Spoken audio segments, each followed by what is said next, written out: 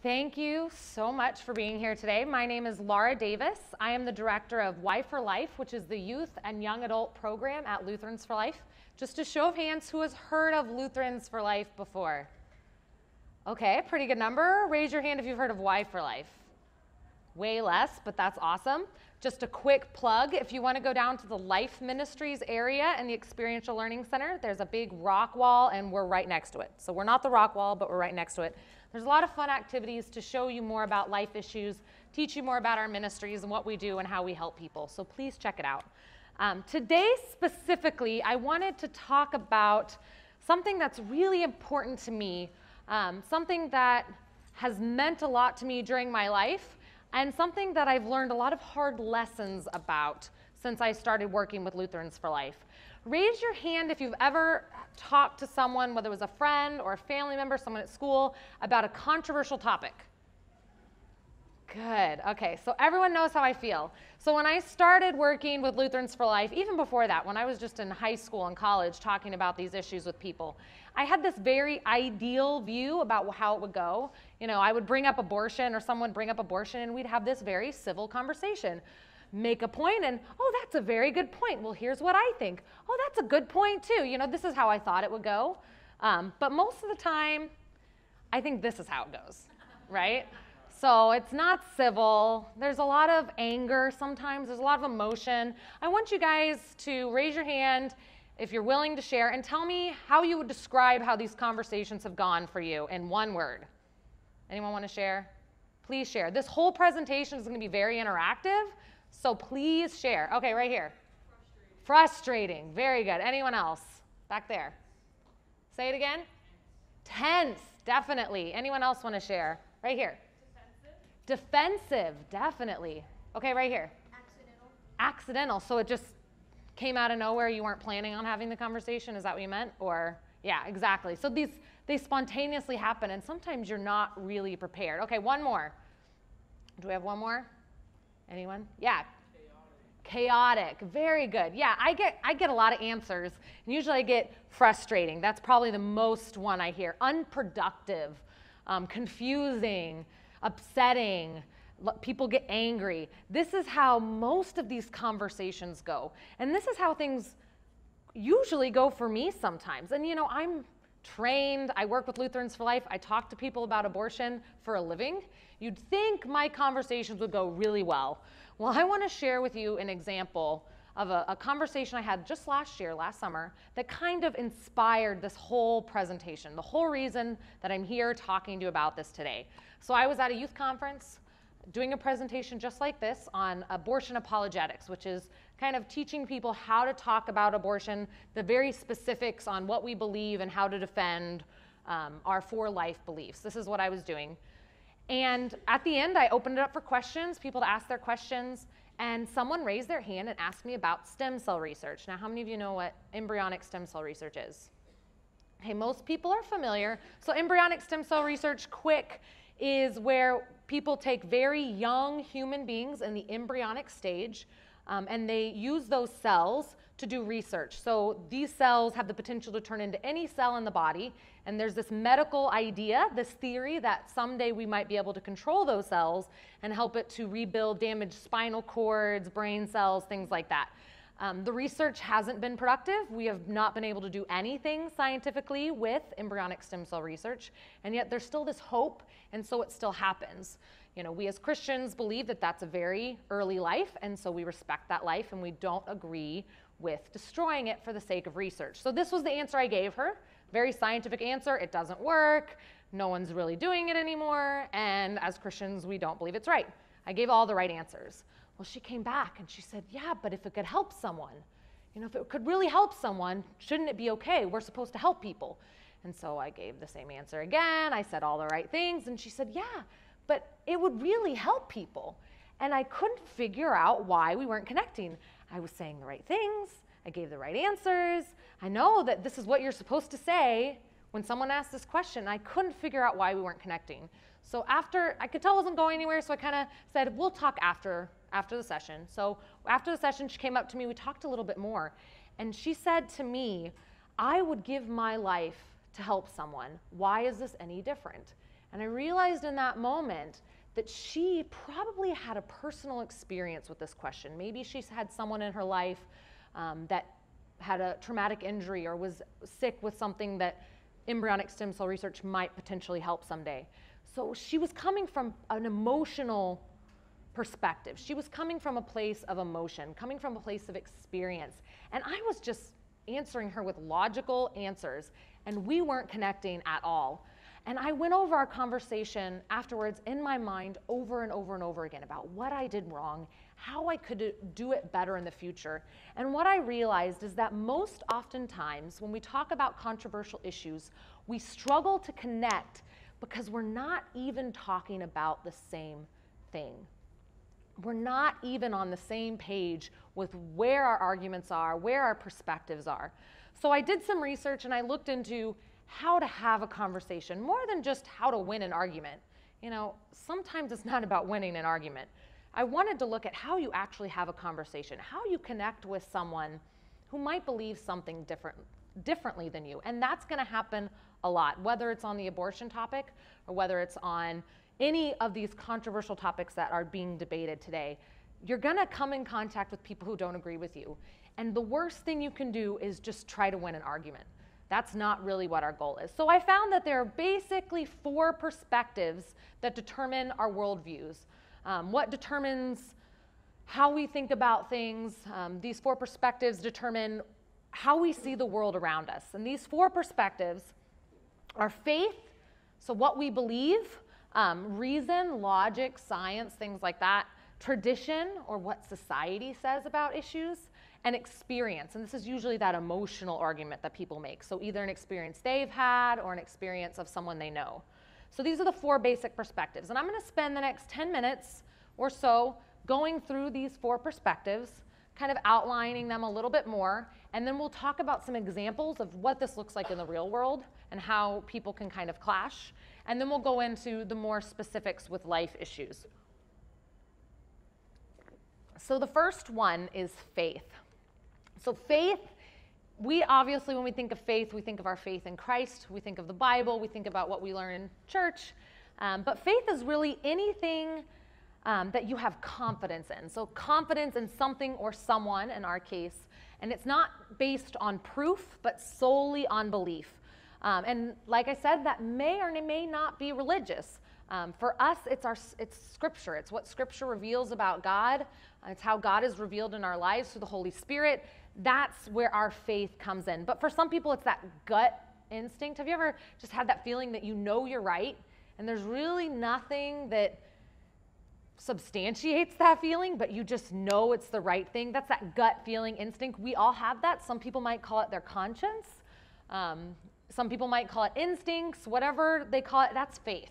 There's really no proof or evidence that convinces us that this is true. It's really just a feeling or a belief. So that definitely plays a part in people's worldview and definitely affects how people think about controversial issues, and it affects how people argue about controversial issues. The next one is reason. This is logic. So A plus B equals C. A is this, B is this, therefore C must be this. The very typical logical way of thinking about things. This is science. So this is, I have observed this in the world, I have seen this in science, I can see the data, I can see the research, and so therefore I believe this. Reason is evidence-based. It has been proved to me that this is correct. Whether that's scientific proof or philosophy. Philosophy is also using reason. It may not be something you can see tangibly, but philosophy is something that you have thought through and have found proof through the logical process. And this is something that you can explain to someone in step by step, this is why I believe what I believe. It's not just a feeling, and it really has nothing to do with my feelings. I could feel like this is a good thing, but if the facts tell me it's not, then I have to go with the facts. So you see this in politics all the time, or you see this in research all the time. I think this is what the conclusion is. This is how I feel what it's going to be, but then as soon as I do the research, I find, oh wait, this is not actually what's happening. Maybe I need to think about this a different way. That's reason. The third is tradition. Have you ever heard, well, that's the way it's always been? You heard that before. Society and groupthink. I think this is really a huge part of what determines our worldviews today. We see what other people are doing, we see what other people think, and it subtly changes the way we think about things. We see what society accepts to be correct, and it subtly changes what we think about what is correct. Peer pressure. We see this every day, and peer pressure is not just something that you as teenagers deal with. It's something that I deal with. It's something that adults deal with. It's something that kids deal with. I saw a great example of tradition and peer pressure last night. We were walking back from the mass event, and someone went, "Stop, everybody clap your hands," and everyone did. And everyone just did it, and no one thought about it. Everyone else is doing it, so we're gonna do it too. Peer pressure, society, tradition, it determines our worldview. We specifically, when we're talking about controversial issues, so when we're talking about abortion laws, when we're talking about laws on marriage, determining whether a man and woman or a man and man or woman and woman can get married, all of these different issues that we're dealing with as a society, laws and customs actually have a lot to do with our worldview.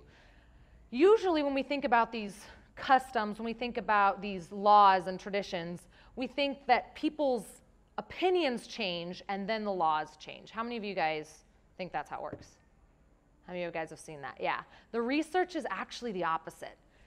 Usually what happens is the laws change and then opinion changes. So when Roe versus Wade, which is the Supreme Court decision that legalized abortion in all 50 states and in all stages of pregnancy, when that was passed in the 1970s, the overwhelming majority of Americans thought that abortion should be illegal. Way more than people who think it should be illegal now. And within a few years of that law passing, you started to see public opinion changing. Oh, well, it's legal. It must be right. Well, the law says this is okay. It must be okay. And we've actually seen that now with abortion laws going the other way. So we pass an abortion law saying you can't have an abortion after 20 weeks, after the baby has reached a certain age. And you start seeing that public opinion shift, and more people think that abortion is wrong after 20 weeks, when before they didn't necessarily think that way. But now that they hear about it, now that they see the laws changing, they think, oh, well, if the laws are changing, then this must be right. So tradition and society affect our worldview a lot. The last one is experience, and I think this is the one that I run into more than any others when you're talking about controversial issues, when you're talking about life issues. Almost every person I know has some personal connection with a life issue, whether that's a beginning of life issue, unplanned pregnancy, abortion, or its end of life, so dealing with euthanasia, assisted suicide. Almost everyone knows of someone that's dealt with a terminal illness. Almost everyone knows someone who's gone through an unexpected pregnancy. Maybe it's not close, maybe it's, you know, what are your bacon numbers, how many people removed from you. Maybe it's those degrees of separation, but almost everyone has some concept of someone who has gone through a life issue. And these experiences, these personal connections, they determine how we think about things. As much knowledge as I know, as much information as I can know about an issue, until I experience it firsthand, I can't really know what's going on. A lot of people who are logical, scientific people, they like to dismiss the experiential side of our worldviews. They see it as, they call it in statistics, an N of one, an anecdote. Oh, that's just one person's experience. It doesn't have any reflection of reality, what the majority of people think. Well, that might be true statistically, but for that one person, their experience is the most important thing that determines their worldview. For you, wouldn't you say that your experiences are the most important thing that determine your worldview? What you've seen, what you've experienced, the connections you've had, the struggles you've gone through, they determine how we think about things. These may be indirect or direct. I said that before, so it might be something you've gone through or something that someone you know has gone through. A lot of these are those emotional arguments you hear, the anecdotes and stories. So, oh, well, my friend, blah, blah, blah, blah, blah, or my mom, da, da, da, da, da. And that determines how we think about things. And if you try to discuss an experiential story and try to refute an experiential argument with logic, How many of you think it's going to work? Yeah, it's not going to work. And that's the trap that I fall into time and time again. I've got the information. I've got the logic. I've got the reason. I could spend an hour talking about embryology and how God forms us in the womb, what we're like at each stage of development, what abortion is like, what abortion does, how abortion is wrong from an ethical perspective, how abortion is wrong from a philosophic perspective. I could spend hours talking about this. And yet if I'm talking to someone whose sister just had an abortion, do you think she's going to listen to my logical explanations? No, I have to make an emotional connection with her. So that's what we're going to do today. We're going to go through some of these different topics. We're going to go through some of these common objections or common justifications for abortions. I'm going to let you guys shout those out, or we're going to raise our hand and take turns, but kind of go through those things that you've heard before and talk about how we can talk about them in a different way. First, I want to give you a little practice run. How many of you guys saw the Ken Ham Bill Nye debate, or heard about the Ken Ham Bill Nye debate? Okay, a few guys. How many of you know who Bill Nye the Science Guy is? Okay, everyone. Okay. Bill Nye the Science Guy. Okay. So Bill Nye the Science Guy, he is a staunch evolutionist. Creationism is crazy. It doesn't exist. We evolved from lower life forms. That is his belief. That is his worldview. Ken Ham is the creator of the Creation Museum. Have you heard of the Creation Museum? It just got a lot of national attention because they literally built a life-size ark in Kentucky to the exact biblical dimensions and using biblical materials, and it's this incredible monstrosity. So Ken Ham is obviously a Christian who believes in the biblical description of the creation of the world. He believes in a literal 7-day creation, and that is what he talks about. That is what he bases his worldview on. He uses science to talk about it, but that is his ultimate platform, is the Bible is true, and so the creation story must also be true.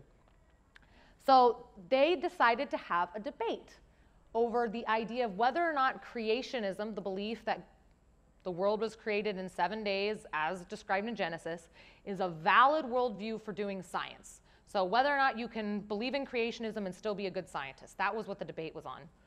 So these two get together, and I watched the whole thing, and it was one of the most frustrating 2 hours of watching a video I've ever experienced, because I felt like they never actually talked to each other.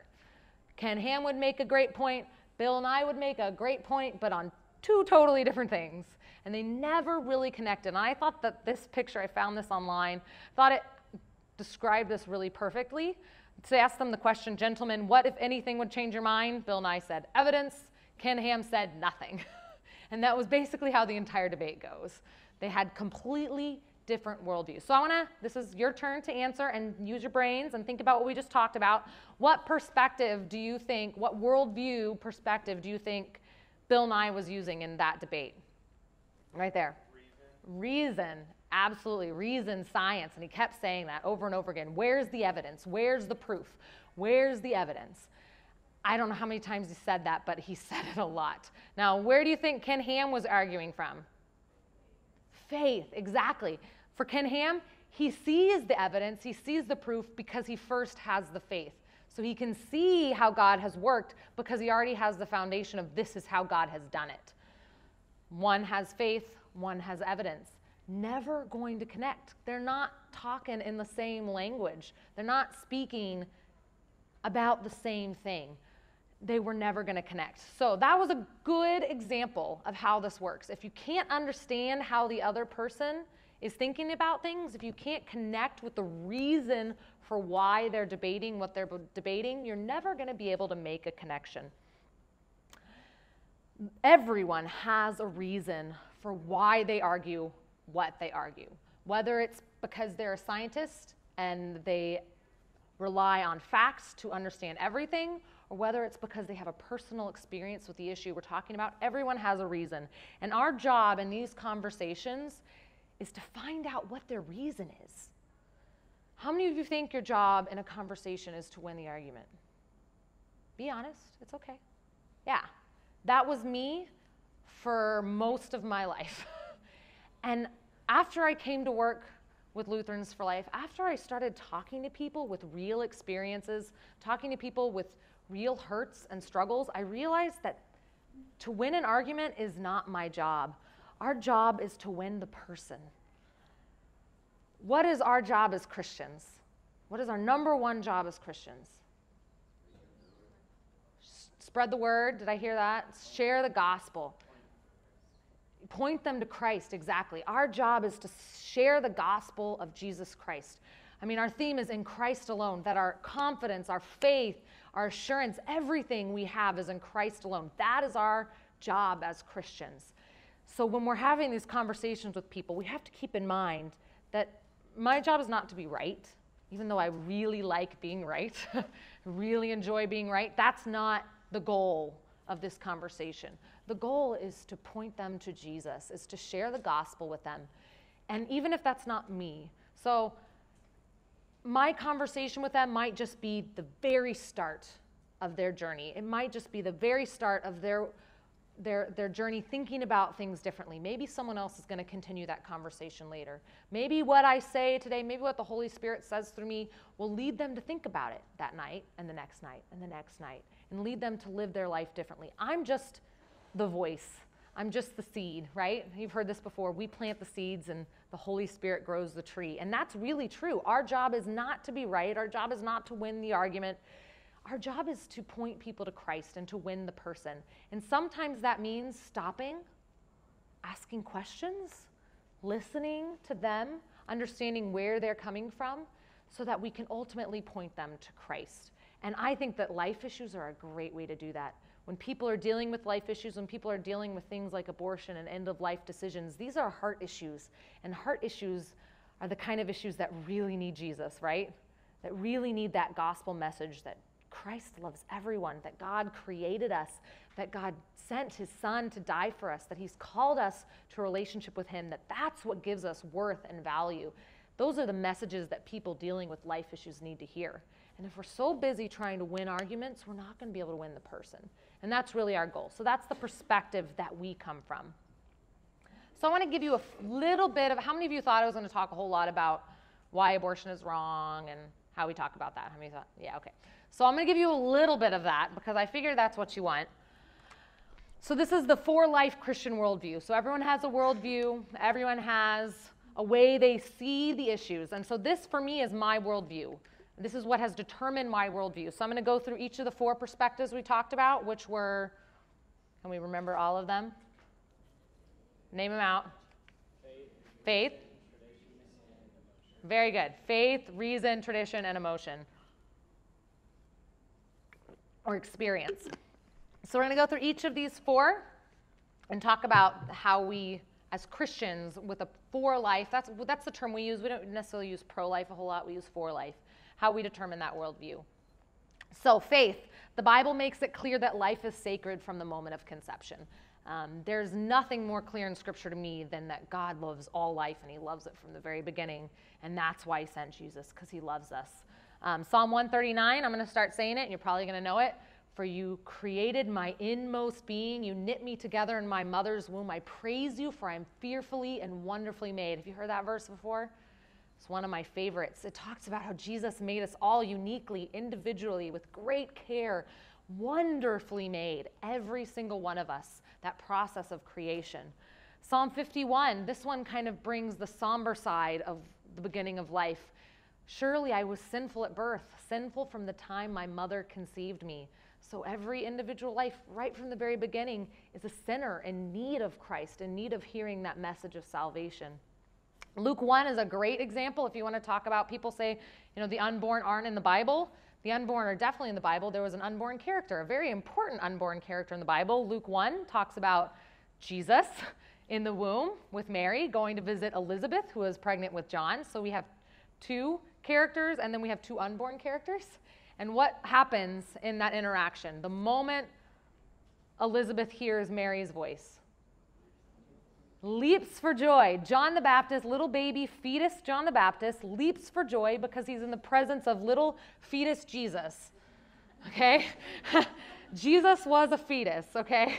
When I said that at a junior high conference, that became the hashtag for the weekend, was Jesus is a fetus, or Jesus was a fetus. It was pretty cool. So yeah, fetus Jesus and fetus John the Baptist having that interaction, the Holy Spirit encouraging that action between them. The unborn are in the Bible. The unborn obviously have life. The unborn obviously are creatures created by God in his image that he loves, that he sent Jesus to die for. He sent Jesus as a fetus to die for us. So we have the unborn in the Bible. The Bible makes it clear that life is precious from that very moment of conception. That's the faith worldview. Then we look at reason. I believe that science shows us that the unborn is a unique, living human being from the moment of conception. You have sperm, you have egg. The minute they come together, that very instant, you have a new individual human being with its own DNA that's different from the mother's, different from the father's. At that very moment of conception, it has all of the signs of life. It's growing, it's reproducing, it's responding to stimulus around it. It is a living human being at that instant of conception. That is a scientific fact. That is not a philosophical belief.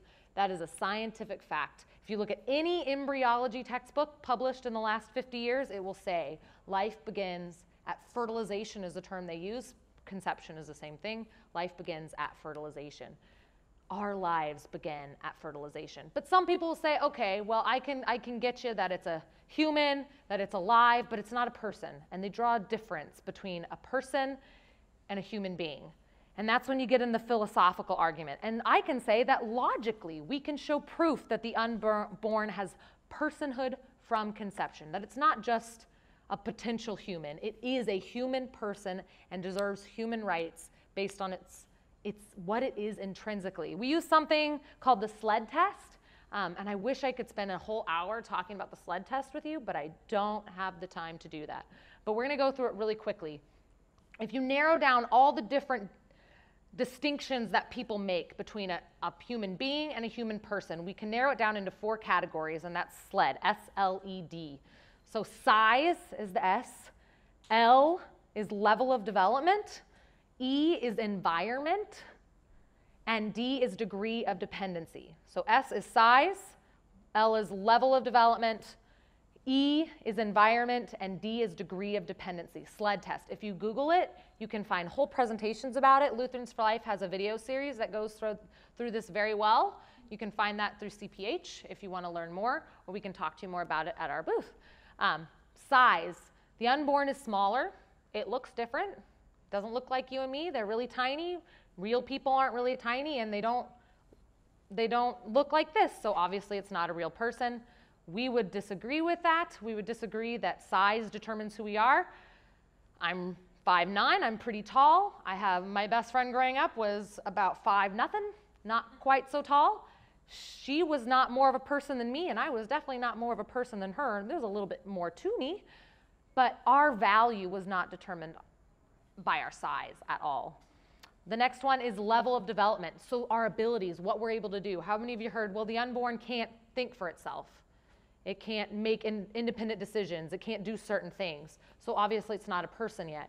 Well, level of development does not determine our value. My brother, who you can hang out at the relay race down at our booth, my brother is a really good basketball player.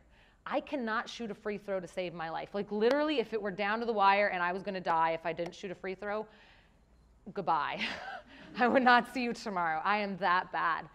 He can do things that I can't do. At the same time, we always joke that he got all the athletic ability and we got all the academic ability, and I got better grades than him without trying as hard. And that didn't make me a more important or a more valuable person than him. So what we're able to do doesn't necessarily determine our value. The unborn can't do certain things yet because of its age, because of how old it is. But give it time and it will eventually be able to do all the same things that we can do. The next one is environment. This is actually implicit in all of our abortion laws. So if the baby is inside of the uterus still, inside of the mother, it's legal to end its life through abortion. In most states, all the way up until the end of pregnancy. But the minute that baby comes out, it is a protected human being, and you cannot kill it. And you can actually be tried and convicted of murder if you end that baby's life after it's out of the uterus. Now, I'm going to share something with you that might be mind-blowing, but there's nothing magical about going through the birth canal. Nothing fantastical happens when the baby comes out of the birth canal. If it's a human when it comes out, it was a human 30 seconds before when it was still in. Its value doesn't change because of its environment. You have a question? Yeah, just according to like the law, like U.S. laws, what would they do you think about like test tube babies? What would they do to that? It's a totally different conversation, and we could go into that for a long time. If you have a question about test tube babies and fertility and things like that, please see me afterwards, and I would love to talk to you more about it. Is that okay? Yep. Okay, thank you. The next one, the last one is D, degree of dependency. So how many of you heard abortion should be legal until viability?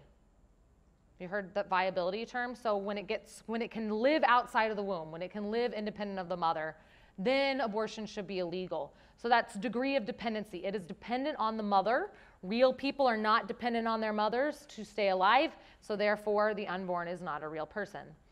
Well, let's think about it this way. You have an infant, newborn baby, just born, 24 hours. If I were to take that baby, go put it in a closet, and walk away, how long do you think that baby would survive without heat or food or anyone taking care of it? Not very long. That little baby is completely dependent on its mother, whether it's in the womb or not.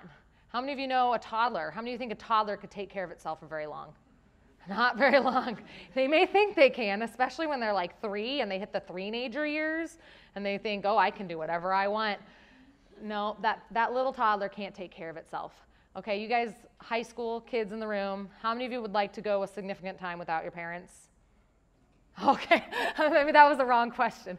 But how many of you think you could survive without your parents' credit card, paying for your food, buying your clothes, driving you around if you don't have your own car? If you do have your own car, did you get that car by yourself? Do you put gas in that car? Do you pay for your insurance? If you do, wow, I'm really impressed because I didn't do all that when I was a teenager. I was dependent on my parents. I'm 27. I haven't lived with my parents in almost 10 years, and yet I still depend on my parents for a lot. When I get a flat tire, who's the first person I call? Daddy, what do I do? I have a flat tire. Dependency doesn't determine our worth. We're not who we are because we're dependent on someone or not dependent on someone. We are who we are because we are human beings created in the image of God. Logically, I can prove that. The next one, tradition. How many of you heard of human rights? Okay, how many of you believe in human rights? Okay, if you're not raising your hand, I'm a little scared. Human rights, this is the big buzzword. Everyone talks about human rights campaigns, and I stand for human rights, and human rights are super important, and let's have a big fundraiser to support human rights. Okay, this is a really, really important thing that people talk about a lot. As a society, we believe that everyone is entitled to certain human rights. This is how we get along as society. This is how we don't all just go out and kill each other because we can. You know, we believe in human rights. You are a human, I am a human, I respect your humanity, and so I treat you a certain way. As Christians, we believe in human rights. As a person, I believe in human rights, but I also believe from my interactions with society, from what I've seen around me in society, that those rights also apply to the unborn. I can make a societal argument that because society values human rights, because as a society we tend to offer special protection for those who are the most vulnerable, the most weak. So on the Titanic, who got on the lifeboats? Women and children. We protect the weak. We protect those who are more vulnerable. As a society, this is what we believe. And who can be more vulnerable than the unborn? Who has the least amount of rights? Who has the least amount of protection? The unborn. And so those human rights should apply to them even more so, and we should emphasize their human rights even more because they are the most vulnerable. That is the tradition worldview, or the tradition perspective that determines my worldview. And the last one is experience. We have so many beautiful stories of mothers, of people who have chosen life. We've seen our own families grow. We've seen children. We've seen those ultrasound pictures. How many of you seen an ultrasound picture? Yeah, we've seen them on the fridge, we've seen them on Facebook, we've seen them on Instagram. We've seen these babies growing, we've seen them be born and seen their lives and how they grow up and the cute things that kids do. we've seen the value of life even when it's difficult. So we've seen those who struggle through illness. We've seen how they go through it gracefully, how they have such faith, how they have such peace about God's love for them and his plan for their lives. This shows us that life is precious. I have seen firsthand, I have the experience to know that life is precious. And I have stories that I can share with people who are struggling. I have stories I can share with people of situations to help them through these difficult times. So my experience determines my worldview about being for life. Okay, so how many of you have any questions about what we've gone through right now? Anybody have questions? Yeah. Okay, I see one with some right back there. Okay, so I have a question.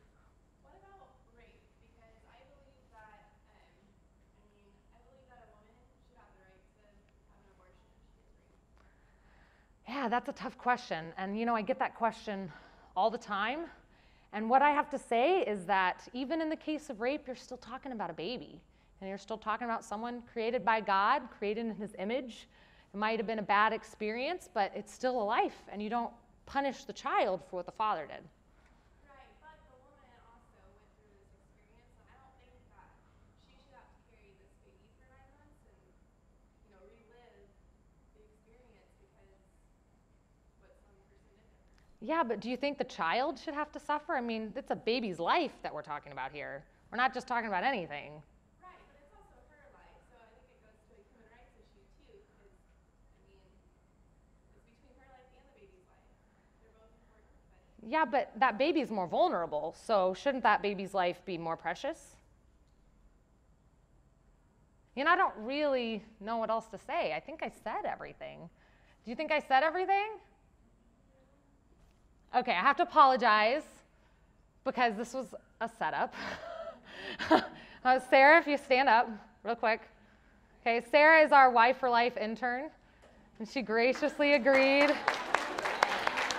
Do you want to come up with me? Please come up. So Sarah was a plant. Sarah was a plant. I put her here because I wanted to show you how not to do it. We've been talking, you want to come up here with me? Thank you, Sarah. We've been talking about how to talk about these things, and honestly, that conversation I just had with her, I have had with people more times than I can count, and I've done it exactly that same way, and it has never worked. Exactly what you just saw happen, as much as it was faked and planned and sort of rehearsed, I was doing it from experience. When I was in high school, I knew nothing about what I was talking about. I just had a belief. I had a belief that I knew in my heart because that's what I had been taught, and that's exactly how I argued it. And it never worked because she was coming from a totally different perspective than what I was coming from. She was coming from a totally different place, arguing a totally different concept. And all I did was focus on what was important to me instead of focusing on what was important to her. So we're going to try this again. Once again, this is rehearsed, but this is how it should go. It might not always go this way because people are unexpected and unpredictable, and sometimes things go differently, but this is a good example of how it should work. So let's try this again. Ask your question. So what about rape? Okay, so what about rape? I forgot that I'm supposed to be repeating the question with this microphone. So what about rape? Say what you said before. So I believe that rape should be, I believe that abortion should be allowed in cases of rape, that women should have the right to choose. Okay, so Sarah believes that abortion should be legal in cases of rape. So what I'm going to do, in order to understand where she's coming from, what should I do? Anyone? Ask a question. Very good. So why do you believe that, Sarah? It's that simple. Why do you believe that, Sarah? Well, I believe it because the woman has a right to her own body and choose. And the horrible thing that happened to her, she should be able to choose. Yeah, okay, so yeah, I agree. Rape is a really horrible thing. How many of you think rape is a really horrible thing? Yeah, rape is an awful thing. So when you're talking about a thing like rape, immediately what you should think about is not the baby. So that's your first lesson. When we're talking about rape, even though the baby is very important, the way to connect with someone talking about that issue She's obviously talking from an emotional perspective. As a woman, Sarah understands, at least theoretically, the concept of how horrible that would be. So she wants to be empathetic. So she's making an emotional argument. It may sound like a logical argument, but she's making an emotional argument. Rape is bad, and so abortion should be okay in this case because rape is bad. So you connect with her and you say, I agree. Rape is really bad. I can't imagine how horrible that would be. I can't imagine what a woman would go through, especially if she finds out she's pregnant. I think that she should have options. I think she should have choices. Here, let me tell you about some women who have gone through that. So then I would proceed to tell her stories. And there are so many stories we have of women who have gone through pregnancy, through rape. There are so many stories of children who have been conceived in rape. So I'm going to share a couple of those with you. So we have stories about women who have carried their child after being raped. And what they report is that choosing life was the best decision they made in that situation. That carrying that child, giving birth to that child, helped them find peace in what had happened to them, helped them find meaning in this meaningless, horrible, violent thing that had happened to them. Women who have chosen abortion for their child after being raped have come back and said that it was harder to recover from the abortion than it was to recover from the rape. That this violent act that was done to them was compounded by another violent act, and that it was harder to deal with the guilt of their abortion than the shame of their rape. So as a compassionate person who cares about women, I care about women. I care about women who are raped. I care about women who have gone through these horrible things. As a compassionate person, I would say it's better for them to carry their child. I've seen that. I've seen the stories. I've read the research, and I think it's better for them. And it's better for the baby, and it's a way for them to grow and find meaning in what had happened for them. And so with her, she may not agree with me. Sarah, do you agree with me? She does. But even if she didn't agree with me, we were able to have an actual conversation instead of her saying something and me saying something and her saying something and me saying something and never actually connecting. This way we can say, okay, we both care about women. We both have empathy for women who have been raped. And she has an emotional experience she could share about that, and I have an emotional experience. And now we're talking the same language. Thank you so much, Sarah, for your help.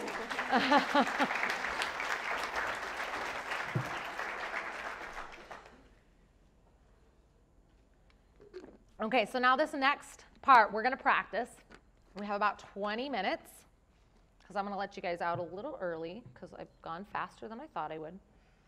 So we have about 20 minutes, and what we're going to do is I'm going to have you guys raise your hand, give me a justification for why people say abortion should be okay, or why assisted suicide should be okay, or something along those lines.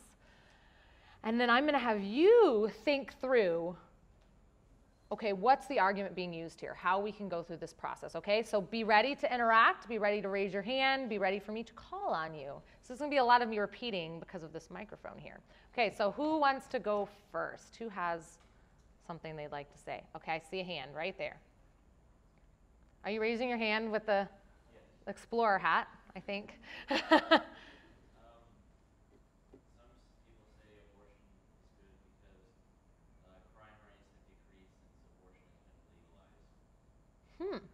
That is actually the first time I've ever heard that argument.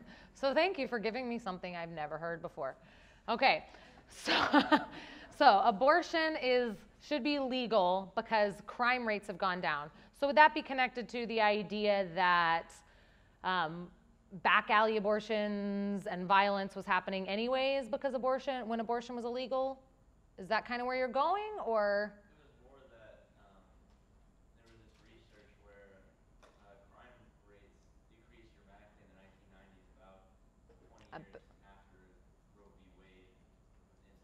So because there are less poor people or people in bad situations being born and put into foster care, et cetera. Okay, I get where you're going with this. Yeah, I think now that you've said that, I think I have heard something similar to what you're saying. And that's similar to the argument when people make that you have a bunch of kids that are unwanted, they're just going to cause problems for society. Is that, okay. So his argument is, abortion should, I know it's not your argument, but it's an argument you heard, and we're going to just go with this. The argument is abortion should be legal because less crime happens because abortion is legal and potential criminals are aborted instead of being born. It's basically the argument. Okay, so what is the, on your first gut, what is the argument that you think they're making? What is the perspective you think they're coming from? First gut reaction. That all abortions are like done by poor women and women in poverty. Okay, that's actually true. Most abortions are done by women who are lower income, in more minorities have abortions more often. This is a fact, a demographic fact. So yes, that is true. But what is the perspective? Out of those 4 perspectives we heard, which were faith, reason, tradition, and what was the last one? Experience. Which one of those do you think they're coming from? I would say reason due to statistics. Reason, so they're using statistics, very good. So we could try a logical argument that might work. I think they might be coming from a different angle. Let's try something else. Yes? Experience, so maybe they've had experience in the foster system, or maybe they've had experience with crime. Is that kind of what you're thinking? No. Okay, tell me what you're thinking. I would say this is an emotional argument to say that by having abortion legal, there's going to be fewer criminals hurting other people. Okay, so they care about people being hurt. They care about crime happening and people who are victims of crime, and they want that to happen less. Okay, what's another one up there that kind of deals with that? What was the third one? Tradition, yeah, society. So they have a societal argument. So this is what society looks like. This is what we believe is society. How do we protect society? That emotional argument, I think, goes along with it. Now, a clue, sometimes it's not just one perspective. Sometimes it's a couple. What would I do in this situation? In this situation, if that was the argument they were making, I try to find the common ground, like I did with Sarah. With Sarah, the common ground was we both care about women who have been raped. So in this situation, we say, yeah, crime is really bad. Okay, everyone agrees that crime is really bad. But you're agreeing with them. You're finding common ground. Okay, so crime is really bad. I think that it's great that crime rates have gone down. I think that you could look at the statistics and say, okay, this correlates with about 20 years after Roe v. Wade was passed. You could also bring up, if you're doing reason and that's where they're arguing from, you could use the perspective of, okay, well, maybe there was huge changes in the police force if you know that information. If you don't make things up, because that never works. But yeah, let's go with the emotional. So this is an emotional argument. They're making an emotional argument. I think I would actually agree with you that it's emotional and it's a care for society. So it's a care for human rights. It's a care for how we interact with others. So that's where I would start. I would say, okay, I agree crime is really bad. Let's talk about how, even if abortion is legal, even if abortion is illegal, how we can work together to work with that, to make, so if the problem is we have people in low income, maybe the problem isn't that these children are being born, maybe it's the problem that we're not taking care of them after they're being born. So how can we as a society take care of the unborn so that they're not forced into crime, so that they're not doing these things? Does that make sense? You're shifting the conversation away from abortion a little bit, but you're shifting it to something that you can actually talk about together. Because most people, when they make an argument like that, it's not that they think abortion is a good thing, but they like the result. And so the goal is to get to the same end result without abortion. Does that make sense? Okay. Anyone else? Any questions on that or comments? Yes? This has a little to do with that. But Yeah, go for it. What I was going to ask earlier was, with moral absolutes, does that have to deal with the emotional side of abortion, or where does that come from? What do you mean by moral absolutes? Human rights, or so on, by what our society defines as moral. So our society defines as more. That's really difficult because I don't think our society agrees anymore on what. So he's asking where moral absolutes fit in with this. And I think honestly, even though our society doesn't really agree on what all moral absolutes are, I think ultimately when we talk about morals, we're still talking about faith. What we believe to be true, that's our moral. That's all that a moral is something that we believe to be true. And it may be affected by reason, science, things like that, but ultimately we believe that we have the Word of God written on our hearts, whether we know it or not. And so when someone says, well, that's just wrong, how many of you heard that? Okay. Most of us have heard that. And then if you try to press them on why, they can't really give a good answer other than it just is. And I have that all the time. And I sometimes I just will say, because it just is. It just is wrong. And that's faith. And That's what I always connected that to, was to more of a, what you said was conscience, or as God writing in our heart, what we find as a conscience. yeah, exactly. So that our conscience, our faith, yeah. So if someone says abortion should be right because it's just wrong to force a woman to have a child, then you start asking why. Why is it just wrong? Why is it just wrong to force them to have a child? And you get them to think about why they think that's wrong. And it probably has something to do with the human rights and the dignity of that woman. And then you can connect it to the dignity of that child and how we can respect both of their dignities by respecting both of them and treating them both fairly through getting rid of abortion. And talk about how abortion is not respecting a woman's dignity, how abortion does a lot of damage to a woman, how abortion has a lot of impact on their health, on their mental health, and talking about those things so we can connect them to it in a different way. So would you then connect it to more of a reasoning and logic, saying how it would disrespect them physically, emotionally? If I'm talking about, so he asked if I would connect that to a reason argument. I think you're still talking about, you're using facts, but you're still talking about it from the perspective of the woman. So what's happening to her? Does that make sense? Yes. Okay. Any other questions? Yeah. Any tips for people who might have a friend come to them who's actually pregnant and say, you know, I don't know how I feel about abortion, but I'm pregnant and I don't think I can take care of the baby and I don't think I can carry this baby and then give it away to somebody else and not know how they're raised. And I don't know that if abortion is really that wrong. I mean, what would you give to kids advice if you're talking to a friend who's in that position and you don't want to lose that friend and you want to guide them in that? Absolutely. So she asked what advice I have for a teen or a student or someone who has someone come up to them, a friend maybe, and says, I'm pregnant, I don't know what to do, I'm scared, I don't know what I think, you know, this is one thing, but I'm not sure. Someone who is in that actual situation. The first thing is 100% in that situation, the only arguments that are going to work, the only thing you should ever really do is those emotional arguments, because she is probably very emotional. It's probably impossible for her not to be emotional in that situation. So I could go into talking about all the sled test and how it's really a person, and she's going to be like, I just am pregnant, like I don't know what to do. So the first thing is you be her friend. Whatever you do it with her. So I would say, well, let's go and find out if you're really pregnant. Let's go find out how far along you are. Let's find out what your options are. And I would say encourage them to take them to a pregnancy resource center, a place in your community. There are over 3,000 pregnancy centers around the country. My guess is there's one within driving distance of where you live. You can go online to CareNet and find where a local one is. You can just search Pregnancy Resource Center and your zip code and one will pop up, I promise. So I would encourage you to send them to a pregnancy research. But the most important thing is that don't send them by themselves, go with them. So say, I will go with you. I will go with you to your appointment. I will go with you to this clinic. I will go with you.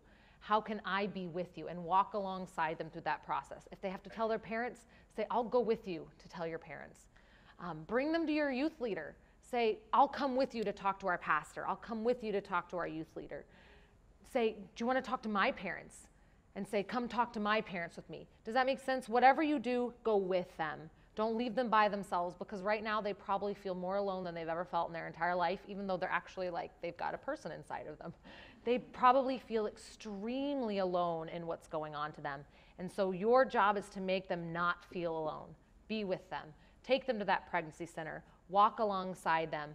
Tell them that you love them no matter what decision they make, because that's true. Even if they make a decision you don't like, your job is still to love them. Even if they make a choice they're going to regret that decision, and you should be there to love them and care for them through that process. Does that answer your question? Does that help? Yes. Okay, thank you. That's a great question. Anyone else? Yes. One argument I always hear is that if like abortion is made illegal, that women will have like back alley abortions and become like more like dangerous for them and the baby. Yeah, I just had a conversation with someone about this a couple weeks ago. That was the exact question they asked. So they said the argument is if abortion were to be illegal, it would be like it is 50 years ago, back before Roe v. Wade, and people were still having abortions, but they were back alley and women were dying. Now, my first reaction used to be to answer that question by saying, well, that's not true, because it's not true. The research has shown that women were not having back alley abortions in the thousands of millions like people talk about. It was not happening. It was happening, that's true, but the mortality rate has actually not really gone down that much since abortion was made legal. Abortion is still very dangerous physically for women. It still happens. When Roe v. Wade was passed, most people who were doing abortions were doctors who were doing them after hours on the down low, and when it was made legal, all they did was say, okay, this is what we're doing, and they didn't necessarily change anything they were doing. Abortion wasn't regulated as soon as it became legal. So that's usually my reaction, is to answer that. I would argue that that's probably not where you want to start. What did we do with Sarah? We made a connection with what she was talking about. So when someone's talking about the back alley abortion, my guess is they're probably interested in women's health. They're interested in women's welfare. We don't want women to be dying on back alleys, doing abortions on themselves or doing them with a criminal. So we care about women's health. So I would start there. I would say, it sounds like you care about women's health. Is that right? And what would their answer be? Yes, because most people care about women's health. So then use it from that perspective. So, okay, women's health. You care about women's health. I really care about women's health. Here's what I've heard about women who have had abortions now, even when it's legal. Bring up something like Kermit Gosnell. How many of you heard about Kermit Gosnell? So he was an abortion doctor in Philadelphia who was running a complete butcher shop. He's now in jail for the rest of his life for multiple counts of murder because he was killing babies after they had been born. But even when he wasn't doing that, it was a disgusting, horrible place. Women have died in his clinic because of the unsanitary conditions and the way they were treated. And that was legal abortion. So there were actually inspections that happened in his clinic and they passed. So legally he was doing this, and this was the result. I care about women's health. Here's a story. Here's an emotional story I can tell you that connects you with why, even when it's legal, it's not good for women, and why by making it illegal, we're actually protecting women. We're protecting women from these butchers who are doing this. Yeah. Kermit Gosnell. If you want to learn more, there's a lot of information out there on him. Some of it is kind of graphic, I will just warn you, because there was a huge grand jury report and a lot of pictures. And so just, if you're gonna Google it, be prepared. Okay, that's all I can really say to prepare you for what you might see. Okay, I think we have time for one more. I see you in the corner. What about like a financial standpoint, like for women, like if I have a baby, I have to pay for it, the father doesn't have to. Okay, so first of all, and with all of these, first of all, it's a good idea to find out if they're arguing that because that's something that they've seen or if it's just something they've heard. So are they making a societal argument or are they making an emotional argument? I would think most of the ones you'll see are those societal and emotional arguments. So I would ask a question like I did with Sarah. Okay, so why do you think that poverty is a reason for having an abortion? What do you think the problem is with poverty? What's the problem if someone has a baby when they're poor? So what might their answer be? Why is it a problem if you have a baby when you're poor? You can't support it, things like that. So then you can look at, okay, so how can we support people who are having babies when they're poor? What are some ways we can support them? And so once again, with I think the other argument we made about the crime, I think it's a really similar argument, is okay, so the problem is not necessarily that we have babies, it's that we can't support the babies. So how can we support the babies and how can we make that connection? So supporting pregnancy centers, that's a great way. Changing laws, maybe changing our welfare laws, maybe changing the way we do maternity leave and daycare and things like that, what programs we have available for women. I'm not endorsing any policies, but it's an important conversation to have, and how as a society we can support people in need like that. So I didn't do a whole lot of arguing about abortion because I think 9 times out of 10, most people will agree that abortion is not a good thing. Very few people I've had a conversation with think that abortion is a good thing. They think it should be an option because a lot of bad things are connected with having babies when they're unplanned. Having a baby when it's unplanned is always a difficult thing No matter what your decision is, it's always a difficult thing. But most of the time, the problem people have is not with the baby existing, but it's the problems that come afterwards. And so if we can shift the conversation to talk about the problems that come afterwards, we're more likely to be able to connect with them and have a real conversation. Does that make sense? Any other questions? Okay, one more. I don't know who to choose. We'll do this one. One of the most hardest things to argue is if the woman, like the woman's to die. Mm-hmm. And even in countries like Saudi Arabia, which have strict abortion laws, even that is allowed there if women to die. Absolutely. So the life of the mother argument. This one's actually really personal because I know someone who was just in a situation where they were faced with that decision. And I think that's exactly where you start, is you start with those situations. You start with that empathy with the mother. So when you're talking about life of the mother, that's almost always an emotional argument. So you have a mother who might die if she has a child. How do you emotionally argue for the life of that child? I think you emotionally argue for the life of the child by just emotionally arguing for life in general and how you respect life in general. So yes, if a woman's going to die if she has a baby, that's an awful decision to make. So how do we care for both of them? How do we care for a mother? Well, we look at, well, what's wrong with her? What is she going through?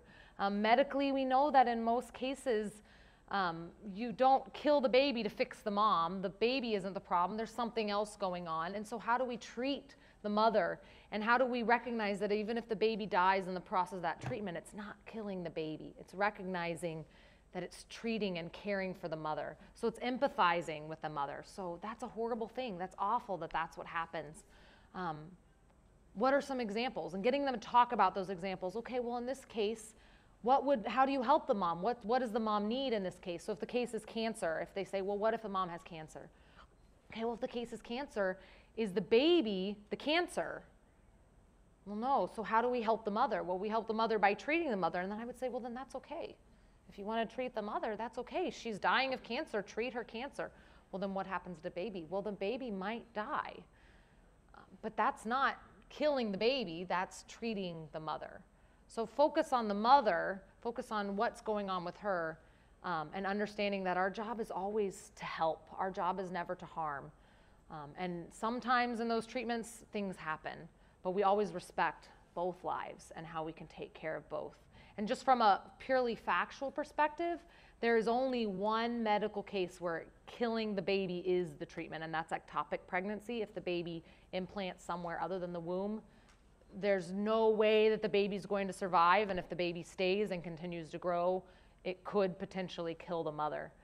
In all other cases, the best way you can do it is the wait and see method is, I think, is a lot what they call it. So if it's a pregnancy complication, you wait and see and you take care of the mother as much as possible. But if it looks like mother's not going to make it, you can deliver the baby. And if the baby dies because they're delivered early, that's not killing the baby. That's delivering the baby and respecting that baby's life.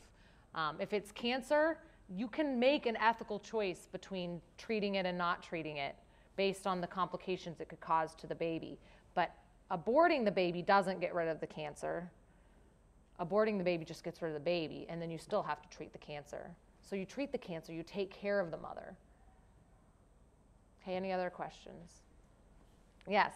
I know you spent a lot of time diffusing abortion, but you also mentioned assisted suicide. Mm-hmm. Would you say that most of the techniques you use for abortion correlate to assisted suicide, or might there be some different techniques? Because I think I heard you saying, if I'm misquoting you, correct me to correct me. Yeah.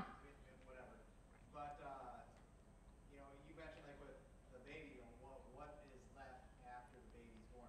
How do we help in the next stages of welfare? Assisted suicide, there won't be anything left to do. I actually think, okay, so he's asking about assisted suicide, and the argument we talked about is to redirect the conversation to how we can take care of people after the baby's born. I think that's a great technique. I actually think it does correlate really well with the assisted suicide. And the reason why is because when you talk about assisted suicide, you want to know why people want to commit assisted suicide. Why do you think people want to end their life if they're facing a terminal illness? What do you think the reasons are? Suffering, pain, they don't want to be a burden. That's actually the number one answer people give, is that they don't want to be a burden on their loved ones. So what do we as a society need to address? Suffering, pain, the burden at the end of life. So how do we address suffering and pain? There's this wonderful thing called palliative care. And there was a lot of research that was being done into palliative care. So things like painkillers, medicine to help support people. It's not medicine that treats a disease, it's medicine that makes people comfortable as their body is shutting down. And as soon as assisted suicide was legalized, funding for palliative care research dropped. Significantly started dropping. People were not researching how to take care of people at the end of life anymore. So I think it actually does correlate. Your job is to say, how do we take care of people? Our goal is to take care of people. Our goal is for people to be comforted. Our goal is to support people in need. And we think as a society that that's to end their life, but it's really to actually support them and take care of them. And how can we support hospice care, which is care at the end of life? How can we support palliative care? If our goal is to love and take care of people, how can we actually do that? So I don't know if it connects, that it correlates, but I actually think it's a similar conversation and a failure as a society to actually address real problems and just find a short solution, which is death. Society's answer is a short, quick, easy solution, which we know is not, but that's death. And ours is maybe it's a little more complicated, but how can we actually answer the issues? The issue is suffering, and how do we help with that issue? Does that make sense? Okay. I think that's all the time we have. I want to give you guys time to get to your next place. Thank you so much for being here. If you have any other questions,